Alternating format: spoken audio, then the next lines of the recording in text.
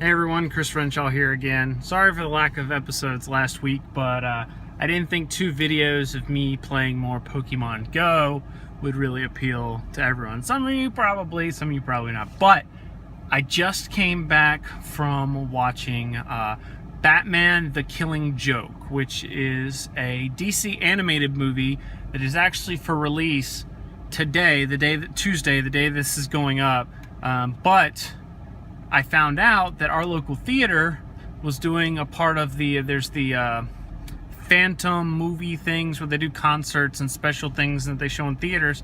They teamed up with Warner Brothers to do a special theatrical release of the DC animated movie, and it's very special because it's a very infamous comic. It's a very dark comic. It's rated. This is like the first rated R DC animated movie, and so, being the Batman fan I am, I couldn't turn down the chance, even though I would have seen it sooner or later. I couldn't turn down the chance to see a Batman movie in the theaters, so I went to go see it. Now, caveat, I have not read The Killing Joke. I know I fail as a Batman fan permanently.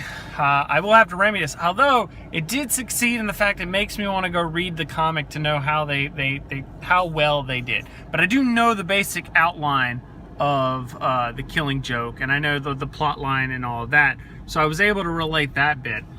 It's not an exact translation. It's been updated a little bit, brought into the kind of modern realm. You see people with like cell phone type devices and that sort of thing.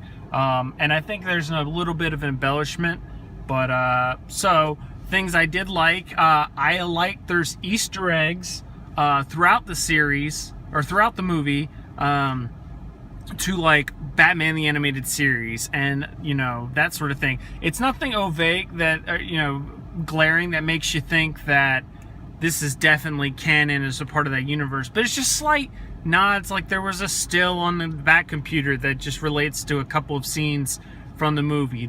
In one of the scenes, the Batmobile he drives is almost identical to the one in the animated series. Little bits like that just they don't confirm anything, but it just makes you kind of like, huh, that's a nice tie back there. Also, I love any chance to hear Kevin Conroy as Batman and Mark Hamill as the Joker. Those guys are great, and I devour any sort of content that they're in. So it was terrific there. The storyline seemed to be that's one of the downsides, I will say, is it seemed really short. And this is where I'm meaning to read the comic to see how quickly they paced it in the book, but based on what I knew about the story, it seemed like there was a lot of setup, and then it kind of wrapped up the story in like 10-15 minutes, and then it's like credits. So that was kind of weird. I kind of expected the ending piece to kind of drag out a little bit more, but so very, very odd take.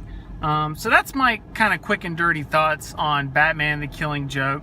If you go out, let me know in the comments. Did you go see it in the theaters? If so, what did you think? If not, go rent it on iTunes, go rent it or go buy it.